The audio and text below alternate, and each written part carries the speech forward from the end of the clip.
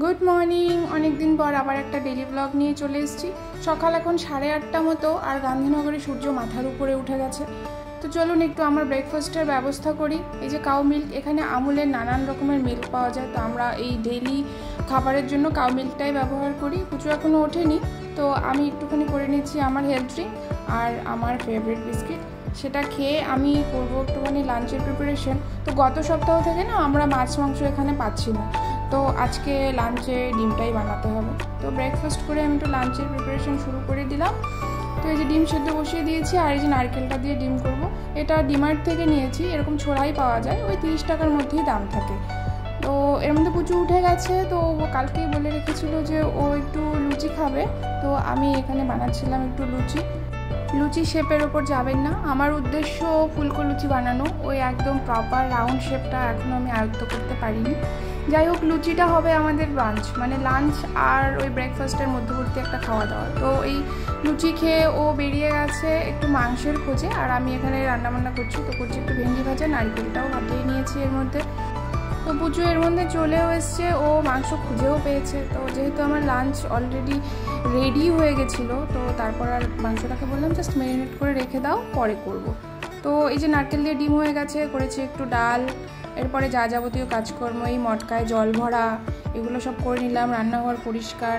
আর এখানে হচ্ছে গিয়ে মশলাপাতি একটুখানি আমার এই কৌটোয় শেষ হয়ে গিয়েছিলো, তো ওইগুলো একটু ঢেলে নিচ্ছিলাম।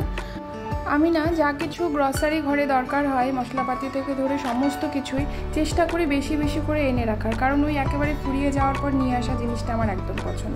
এই হচ্ছে আমার একটা খাজানা বক্স। পুচু বলে এখানে এমন কিছু নেই যা পাওয়া যাবে না, তো আমি সব কিছু এনে এটার মধ্যে ভরে রাখি, যখন যা দরকার হয় বের করে নিই।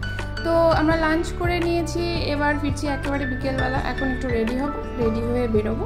চলুন যাই দেখি আজকে কোথায় কোথায় যাওয়া যায়। তো বেরিয়ে গেছি। এখন বাইরে ওয়েদারটা বেশ ভালো, মানে কয়েকদিন থেকে খুব সুন্দর হাওয়া দিচ্ছে।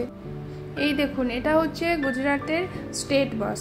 তো আমরা এসেছি একটুখানি সবজি বাজারে, মানে ছোটো মোটো একটা সবজি বাজারে এসেছি, কারণ চৈত্র সংক্রান্তির জন্য আমাদের কিছু নেওয়ার ছিল। তো পাশেই বসেছিল একটা মেলা, এখানে একটা গ্রাউন্ড আছে, ওখানে প্রায় সারা বছরই একটার পর একটা মেলা চলতে থাকে।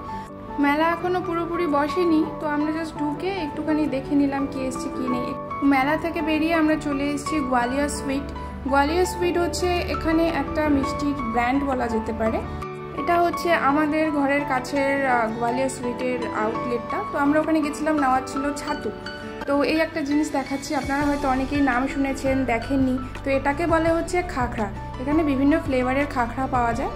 তো আর হচ্ছে এইগুলো হচ্ছে বেসন কা লাড্ডু, নিচে সব বেসন কা লাড্ডু। তো আমাদের ওখানে যেরকম মিষ্টির দোকানে নানান লোভনীয় মিষ্টি পাওয়া যায়, এই যেমন ধরুন নানান রকমের রসগোল্লা, নানান রকমের সন্দেশ, এখানে কিন্তু ওরম নয়।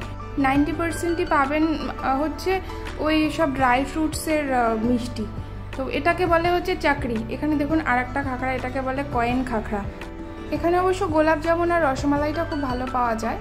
তো আমাদের এখানে খুব মিষ্টির ক্রেভিংস হয়, সব রকম মিষ্টি এখানে পাই না। তো এবার যাচ্ছি বাড়ির দিকে। আমি অন্য কোনো দিন গুজরাটের আর যে খাওয়াগুলো রয়েছে ওইগুলো দেখানোর চেষ্টা করব, কি কি পাওয়া যায়।